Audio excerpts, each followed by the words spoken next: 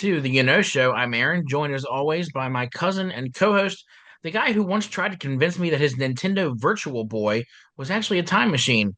Hey, Landon. Hey, you know, I don't know that it's fair to say it wasn't. I mean, there was a lot about the Virtual Boy that was probably undiscovered, if you will, And it's probably best left that way. including its potential. What a I headache just that remember thing walking away gave with me. a headache after playing that I thing. was just thinking the same thing. Man, I was so excited to get it. And I remember getting it on Christmas morning, and I played one game, and I immediately felt strain in my eyes and I had a headache. And I didn't want to tell my parents because, like, like they had bought it for me. Now, as a parent, I think to myself, gosh, they could have gotten a refund. You know what I mean? I Yeah, mean, right. geez, you know. I do Anyway, wonder how many parents took back Virtual Boys the day after Christmas because they were like, "Oh, it hurts my kids' eyes. They can't do it." I know, but do you remember also at the time there were a lot of things that you couldn't return for electronics back then? Oh, really? Yeah, you couldn't return games. You got sometimes couldn't return systems, but overall, I mean, because it was an open box, it was electronic. I think the Right. rules have changed some since then, but that was a real deal back then. Jeez. So, All right. Before we dive in, quick reminder to like, subscribe, and hit that bell icon so you never miss out when we drop new content. Today, we're kind of kicking off a new series here called Popcorn Psychology, where we are going to take deep dives into some of our favorite characters from movies and television, playing amateur shrinks and probably getting everything hilariously wrong. So, speaking of getting things wrong, our first victim, I mean, patient, is everyone's favorite accidental time traveler, Marty McFly. mm, All right, yes, so Marty. I gotta say, the inspiration for choosing Marty McFly is simply because Back to the Future is my favorite movie. But I mean, we do have a list. Well, I have a list of tons of characters we can get into over the next weeks, months, years, however long we do this podcast, man. I think it'd be fun to get into what makes these characters tick. So tell me something. What when you think of Marty McFly, what's the first thing that comes to mind, other than like making out with his mom? I mean, that is one of the things that comes to mind. I think about like if we're talking about like his psychology, there's a running theme throughout all three movies about chicken. Somebody saying to him, "Are you chicken?" And then him just having to prove himself, and then in the third movie making a different choice, and finally kind of overcoming it, right? But Well, like the psychology behind that makes me go, what's going on there? Right? so actually, they didn't introduce the chicken thing until the second movie. Um, Oh, oh, when he does the little you chicken and then he stands up in the future yeah, when he does the thing yeah, there. he's in the Cafe 80s, and Griff asking him if he's chicken, and one of the flunkies in the back has a sound machine that goes. Yeah. Yeah. You know why I think I just naturally comes to mind that chicken was in the first one is probably because of just the whole dynamic with Biff, like when they have that first lunchroom scene. You know what I Right. mean? Because And so Marty's I not going to guess back down. yeah, he's not going to back down. So I kind of have that in my mind as if it was said, but you're right, it wasn't said in the first one. Yeah, yeah. It didn't matter that Biff was like 8 feet taller than Marty. Like he's tensed up. He's ready to throw a punch. But yeah, no, the whole chicken thing that was brought up when they got to the sequel because I mean basically in the first movie we have Marty and he's our main character, but the movie isn't about him. It's about George, Yeah. really. When you break it down, it's about George and Lorraine, and Marty is just there to make sure that events go the way they're supposed to go. Right. Right. And so Marty doesn't really have a character arc in the first movie. And so when he became more of the focus for the sequels, the writer Bob Gale and Robert Zemeckis, they thought, all right, well, if he's gonna be the focus now, then he has to have some kind of character arc that's gonna bring him full circle from where is he at the beginning of part two to the end of part three, and that's where they brought up the chicken thing, Yeah. so that they they have a reason. Give him a flaw. All Yeah, give right. him a flaw. And Right. so now we get to dive into this thing and figure out, all right, well, why does he have to have this sense of why that can't let him think I'm chicken? Um, I mean, I and it guess then really if you does change his entire trajectory. at his future Uh, for where he ends up going because of that wreck, that he right, got into right. with Needles. Or the Needles didn't get a wreck, but he got into a wreck. Well, let me ask you this then. Like from the first one then, like is the only weird thing about Marty McFly is I mean, of himself is the fact that he's hanging out with a debunked scientist, like an old man. I mean, that's kind of the weird thing, right? You're just like, how did that happen? That's Right? that's basically the only thing that that comes to mind. And they don't treat that as if it's like a flaw or anything. It's just this is just the way things are. You Yeah. know, Marty is this 17-year-old kid whose best friend is, as John Mulaney would put it, a disgraced nuclear physicist. That's by the way, Because why not? Why wouldn't I he did be? watch that. If we're plugging for other little videos and things, that whole thing, what's it called again? John Mulaney, it's like all pitch meetings. The pitch That's with meetings. Ryan George does pitch Yeah. meetings. Fandom, if you get a chance, go on to YouTube and watch these pitch meetings for movies. That was pretty funny. The Jurassic Park one's pretty funny. That one's pretty funny. I mean, there's a lot of good ones where it's just like, Hundreds of them by now. There's so many. oh my gosh, so good. Barely an inconvenience. Um, but I have to say it is weird that when you call it out, you're just like, all right, let me think about how this happened because Marty wants to play, and I mean he's got his little band, and he's not very good, right? You got Huey Lewis over there, that's the teacher, which was such a cool little move. Didn't know that Well, when I was a kid. I wouldn't say Marty's not very good. I think he's got some talent. I don't think he's as good as he thinks he is. Well, that's probably the thing that's probably more accurate is they're like, they're playing. Here's how it probably should say is he's good until he gets in his head and he starts trying to show off. Then it There you starts go. getting really bad, right? Quickly. That's and we see that for sure. In his performance of Johnny B. Good, because it Right. goes from a traditional Johnny B. Good performance to just showing off on stage, taking things from every rock guitarist in history and like kicking over the amp and sliding back on your back, and I think he played it with his tongue for a minute. um Stuff like that. I mean, It's like dude, less is more. Less is more. it's like it's like Jack Black in the opening scene of School of Rock. Yeah. Just way too far, man. Yeah. But okay, so he's got that. He's got the ego issue, going on. Right? Absolutely. So that's the thing. He's got the girl. He's got Now, well, let me ask you this about the ego thing. Is yeah. that because of a personality quirk, or is that because he's a 17-year-old kid? I don't know, I think when you think about the home life, that's he doesn't respect his father Oh, or his who would? mother. You know what I mean? It's Why should he? His father's right, a pushover. His mother's a right. drunk. And this, of course, folks, we're talking about the beginning of the movie. Yeah, Things yeah, obviously changed in the end. But it's almost like he lives two lives, right? He's yeah, this overconfident kid who, rocks a skateboard, rocks a guitar, when he is outside of his family. But when he's with his family, all he's doing is watching his dad get bullied by his supervisor. He's watching his mom yeah. drown her sorrows in vodka. And I mean, what does that do to a kid? Right. To have all this confidence out in the world, but then to come home and be like, my real life actually sucks. Well, do you remember the scene at the very beginning when older Biff, like, Marty's like looking at him, you Yeah. know? So What are what you are you looking at, looking at, butthead? buddy? You know what I mean?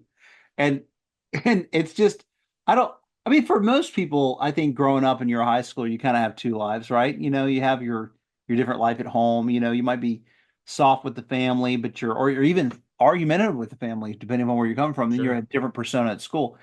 I think that's part's normal, but I would say it's really like kind of pushed, and you just see this weakness, and he is not that way, right? Yeah. You mentioned something to me, or no, was it you? No, no, it was that video that we watched, that guy, where his brother is a successful, like, do you remember the future, and the future when the future gets changed and the brother still is successful, but he's still living at home. You remember? Oh, yeah. Yeah. That's funny when the future changes. But one of the weirdest thing is I'm assuming that both kids, like all three kids, live at home, and two of the three are adults, right? Yeah. That's what we're And I supposed to mean, assume, and Marty's right? like a minute away from being an adult. He's obviously a senior in high school. Yeah. But like, yeah, that's the thing about Dave. All right, so Dave, the older brother, um, played by Jimmy Olsen, he, the thing I don't understand is, all right, he's wearing a suit. It's Saturday. Why is he going into the office on Saturday? I always go to the office on Saturdays. And if he's going into the office on Saturday, that means he's working extra hours. And if he's putting in like we're talking 60, 70 hours a week, why is he still living at home? Why doesn't he have his own place? I mean, I can't imagine Hill Valley's got, such high real estate prices in 1985 that he couldn't afford to get an apartment downtown or something, you know? Marty's future changed everything so much that became the elite, place that people live. That's right. Yeah, that became like the ritzy neighborhood, and yet it's the same house. They ended up in the same house. Right. Good thing too. Whatever, whatever. I mean, there's so many things. You talk about a butterfly effect. There's a lot of things that could have changed and probably should have changed. If George is a successful writer, even though he's just now getting his first book published, he's apparently a successful writer if we pay attention to the newspaper from the sequel. But No, no, like no book out. he's successful. Lorraine is obviously got things together. So why did they move to Lion Estates still? What why not move to I mean at this point Hilldale is the new place Is the to new go and place. Yeah. is a nice place. Whereas in the future Hilldale turns into a bad neighborhood for Tranks and Lobos, whatever that means. It's funny though. It's like if it is the butterfly effect, one of the wings is broken because really, really, like there's some things that stay the same, regardless. Yeah. Um, and then of course, then there's let's go back to the Doc and Doc Brown and Marty's connection there. So from the beginning, the opening scene is him going in there and working on music. So I'm just thinking that maybe he took part in like a test or like a volunteer thing for music or something like amps or sound or something like that. And that's how they hit it off. And Marty's coming there because he gets to use his music equipment. Because Doc's just like, oh, by the way, you know, don't hook up to the amp, right? He Right. tells him that, like almost that's his normal routine. There's a guitar there, for him to Yeah. be able to use. So that's kind of how I rationalize that maybe that's kind of how that formed together.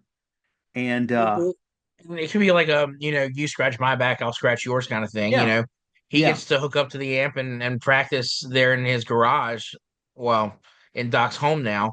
Uh, Whereas, if he needs help with some of his experiments, he's got an able-bodied kid who is able to do stuff for him. Now, thankfully, he did not involve Marty in the stealing of the plutonium, that little heist. Uh, I I mean, you mean, figure a 17-year-old kid would be perfect for that kind of thing instead of like a 70-year-old man. eh, But whatever. yeah, there's just happened to be like plutonium, but then during that time, totally believable, I suppose, when you think about it. All right, so here's the other trick too.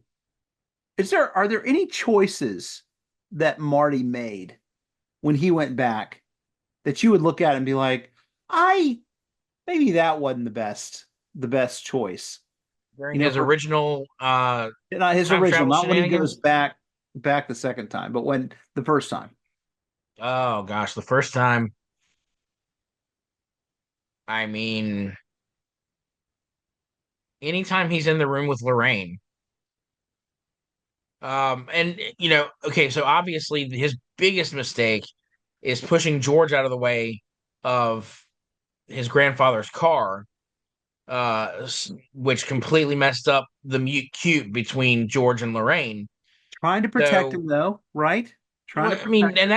that shows that again shows that Marty is a brave individual who is willing to sacrifice himself for people he cares about because he knows this is my dad. All right, he may not know he's my dad, but he's my dad, and that's what he screams when he pushes him out of the way, Yeah, Dad, and right. he shoves him out of the way, and then he takes the hit himself. Now, of course, that screws everything up, but he's not thinking about that. He's No, not thinking about how this is going to screw up the future. no, All he's he's just trying to thinking is, protect him. right. All he's thinking is, oh, Dad's about to get hit by a car. Right. He's not even remember like the night before. Mom just told this story again about how Grandpa hit him with the car, Yeah. and that's if Grandpa hadn't hit him, none of you would have been born. And there we go. Yeah. Yeah. I think to myself how, it's one thing for Lorraine to have some feelings towards him, right? But when he stood up to Biff in the diner Hmm. and she sees that whole scene, that's when she's really pining after him. And it's like, dude, how about keeping a low profile? Couldn't Yeah. you just have like snuck out? You didn't have to do any, just leave. Just, Didn't even have to go into the diner. he didn't Just even have to send go into George the, in there to do what he needs to do. he And dude, didn't let it need to do happen. anything. No, no, he Go didn't back need to and do finish drinking your anything. Pepsi at the gas station, man. Mm, mm. Do you ever have a question for yourself about Goldie Wilson? Doesn't it About seem like Goldie a pair? Wilson.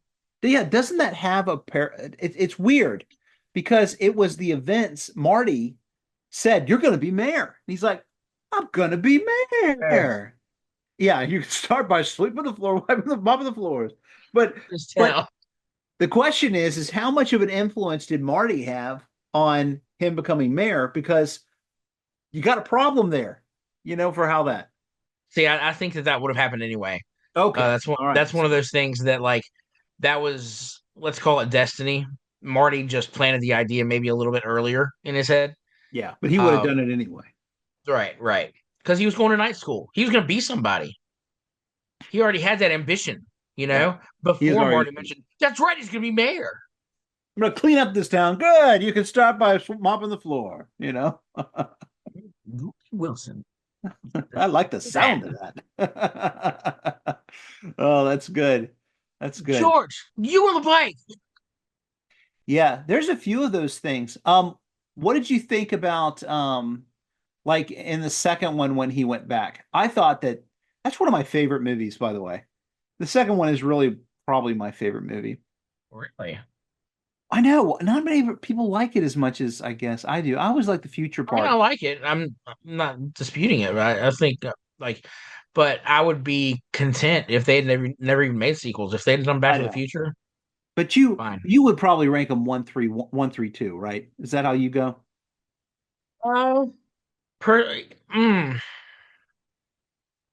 I feel like I go back and forth on two and three. It Right. depends. It depends on what I'm feeling because I do like the fact that three stays in one time period for most of the Yeah. movie. Yeah, that's true. Um, but with two, it's fun. I mean, you see their vision of the future, and you get to revisit 1955 and almost like replay the entire first movie all over again, or at least that Yeah. last day from the first Yeah. movie. Um, so like I said, I go back and forth with it. They both have their charms. And I'll say this about three too is I know we're talking about Marty here, but three is Doc's movie, Absolutely. and it's really great to see him have his own story and Yeah. have where I mean he's not just playing the means to get Marty home. He is like he is in every other movie. Right. Like this time around, it's about him, and he gets a love story. He gets to meet and fall in love with this teacher, and so I like that. I love the dynamic between him and Clara, Yeah.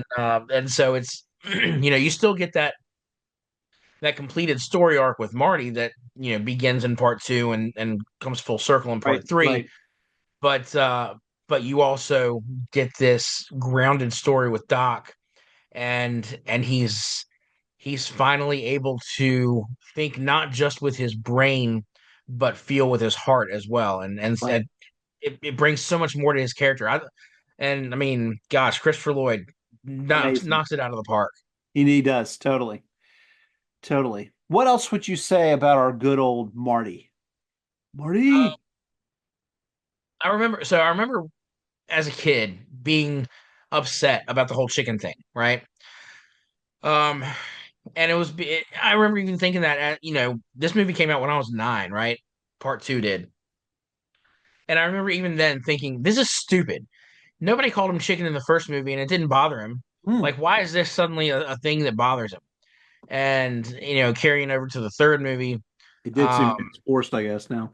and, and now I get it. Like, I understand why the writers, it still seems forced. It still seems like it's one of those things that they kind of wedge in there just to give him a flaw that he Yeah. has to overcome before the end of the movies. But I tell you what, it really really bothered me. That's so Um, interesting because like again, like for me, I've just it was so fluid for me from how he stood up for himself in the first one. I guess I didn't even think I thought that it was in all three of them. I've always thought that. But now that you yeah, say it, I'm like, ah, wow, yeah, no. Yeah. yeah, and then and for it to become such a big part of his personality too Yeah. with part two. I mean, we don't just see it there in the Cafe 80s at the age of 17. We see it with old Marty at 47. Gosh, is that considered old? I hope We not.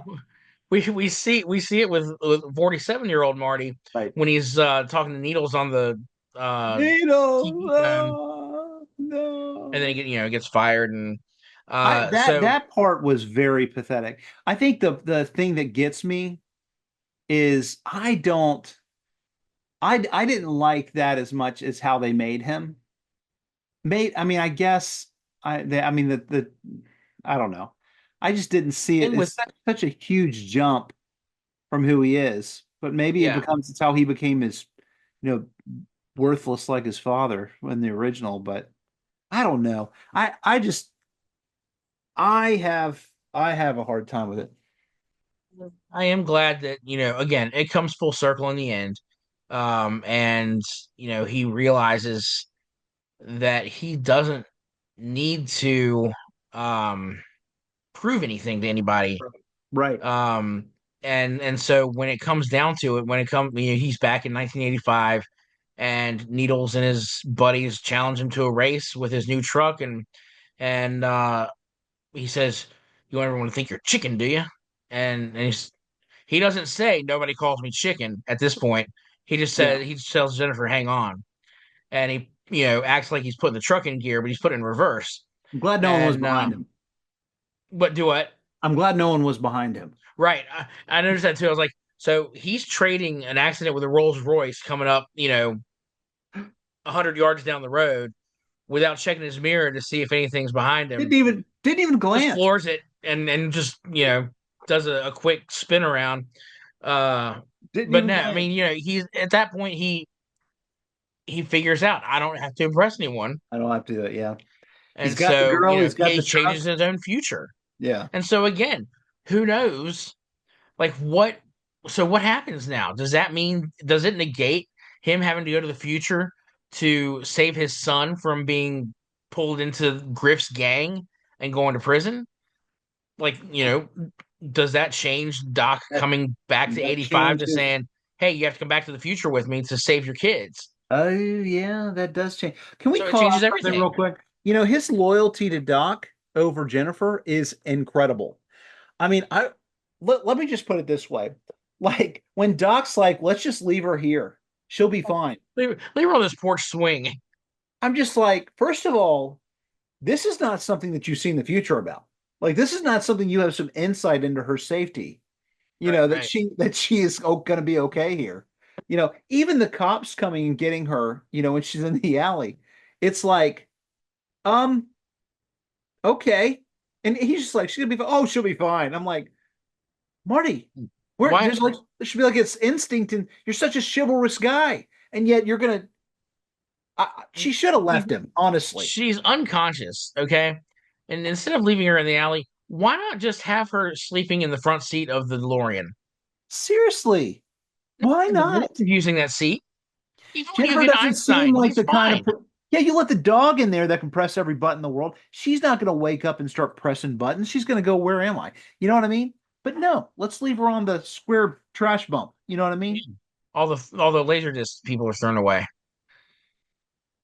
No, it's not. Yeah, Let me tell you, he didn't deserve to get the girl. I'm just going to say that. no, Didn't deserve. no. Doc Especially not deserved to Elizabeth get Shue. Clara. Perfect for that. Doc totally deserved to get Mary Steenburgen. Awesome. But no, he should not have gotten Elizabeth. Did you know though about the original? Did we talk about that? That her mom, the original Jennifer, that Yeah, her about her was it her mom that? Claudia Wells. Yeah, her mom had cancer, and so that's why she stepped away from acting for a while and wasn't Yeah, able to do two and three. Yeah, yeah, that's why Elizabeth Shue was recast. yeah.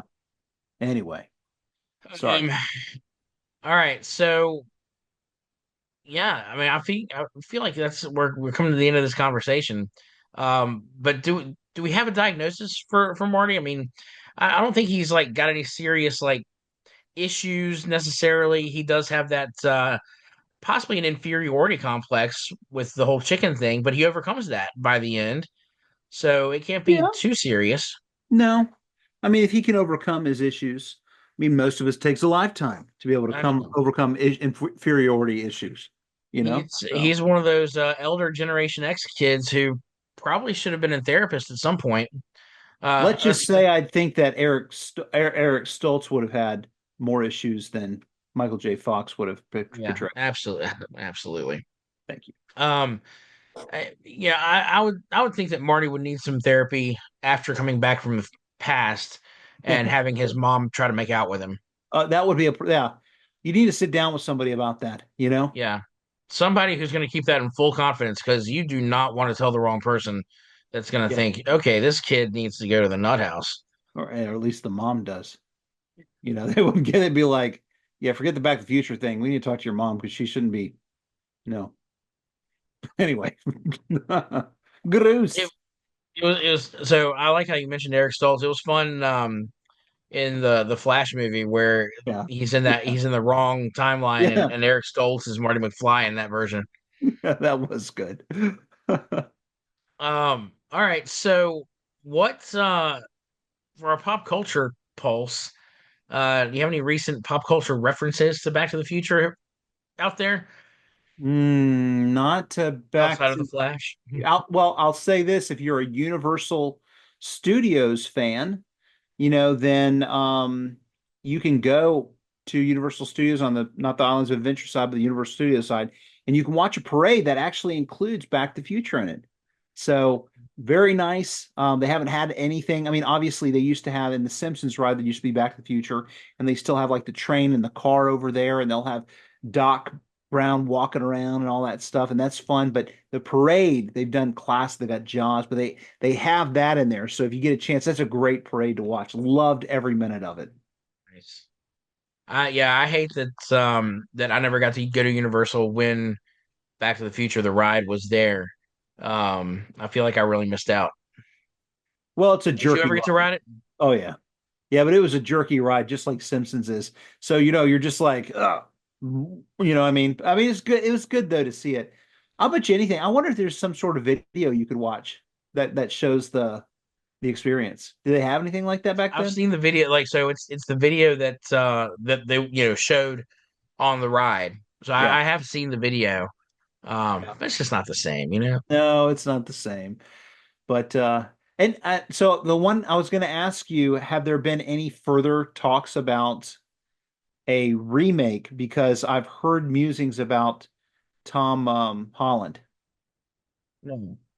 So I've seen that fake trailer where they use AI to put Tom Holland's face Yeah. over Michael J. Fox. Yeah. And they do look similar. I'll give you that. Like he could play Michael J. Fox's kid. Yeah, Yeah, absolutely. But no, that's Robert Zemeckis and Bob Gale have both, they still retain the rights to Back to the Future, the story, the characters, all of it. and they've said no. And so I know Zemeckis has said that Hollywood can make a remake or a part four of Back to the Future over my dead body. So it's gonna like So there won't be anything else for a little unless while. right. If Yeah. something were to happen to Bob Gale and Robert Zemeckis, uh, then I could see the possibility of Universal sweeping in and being like, hey, they're gone now. Now we have the rights. Yeah. What are we gonna do with this? I wouldn't mind there being a four. I really wouldn't. If you could still capture the spirit, and the spirit of it is still relevant to our society today, right? It's just like, but the hard part is like even Beetlejuice, you look at something like that, and I enjoyed seeing it. I liked it, but I didn't have to have it. You know what I mean? I didn't need it, and so great they did it. I hope they made enough money to pay for it. I'm sure they did. So that's great. Good job. And thanks for, I'm probably not going to watch it again, but thanks. I don't want it. I don't want that to be the case on something like Back to the Future, which I mean, I love Beetlejuice, and so it's not tarnished, but that Back to the Future is such a big part of my childhood, and so I don't want it to be tarnished unless it's going to be something that further honors or further takes it to the next level in a great way, I hear you. All right. So next to our recommendation corner, any recommendations this week? What are you watching? What are you reading? What are you playing? Ooh, yeah, we're talking about the season finale, episode 8 of The Penguin, or Penguin. Yeah, Penguin, the Penguin. Anyway, great. Oh my gosh. Oh my gosh. I'm halfway through the last episode. Is that means the season's over now, right? Yeah. Good. Now I can binge the whole season. I haven't Oh, seen any of it yet. it's such a good show. I can't wait to hear what you think about it. We should throw it on the wheel. It's worth taking time to talk about. I think you'll find.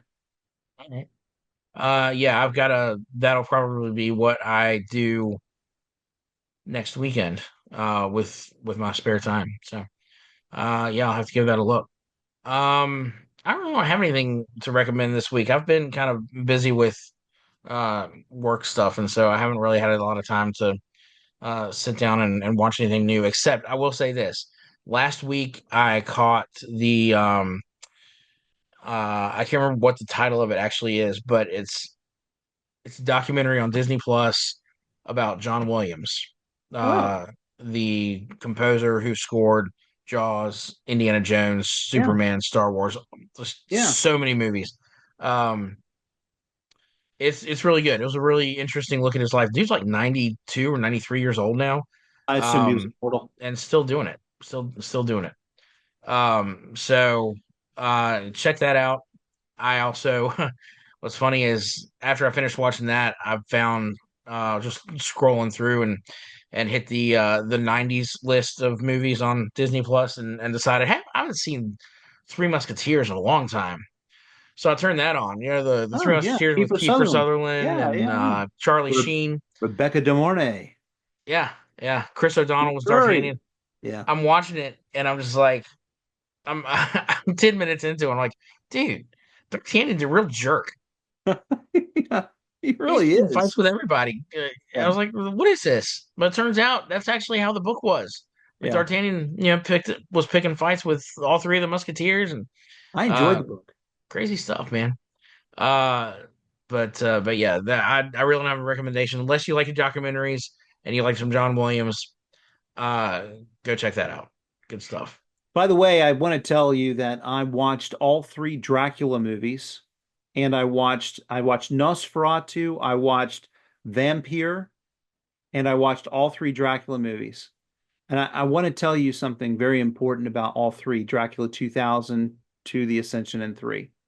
I want to tell you that I watched them, so you don't have to. Please don't. I'm not just talking about you, but for anyone who's listening. I've saved you this. You'll never get that time back, as I did. I can't. So please. And I don't want to tell you that it's as bad as Shazam 2, but I do want to tell you that they're bad. So I can say that about Winnie the Pooh, Blood and Honey, you did and not Winnie the watch Pooh, that. Blood and Oh Honey 2. gosh. Oh Now, I my. will say the second one had a bigger budget than the first one, so may have been a little bit better. Oh All right, my. we'll see. I'm excited to see what they're going to do with the Pooniverse. The universe. All right, so normally this is where we'd share your comments and questions, but this week we are putting the call out for your thoughts. We don't have any fans out there who have left any comments this week. So guys, what character should we analyze in our popcorn psychology series? Who do you want us to examine and analyze? And I've got yeah, one. I've got one. oh, Here's a who? suggestion. I want to psychoanalyze Bella from Twilight. Oh my God, no. Please, please let Worst us character in literary history.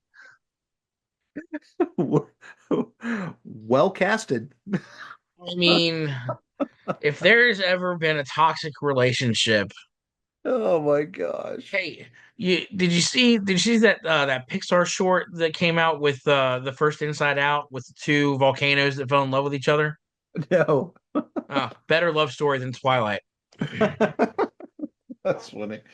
Okay. Okay. Anyway, drop your suggestions in the comments, and we'd love to hear from you. We want to hear from you. Join in on the conversation. What do you think about Marty McFly? Because we'll share your thoughts right here. Landon, before we wrap up, any final words on Michael J. Fox, his performance as the one and only Martin McFly? Michael J. Fox, thank you. As always and continually, thank you. Here, here. Next time, we will be diving into the third season of Star Trek The Next Generation. So until then, have a great whatever it is, wherever you are.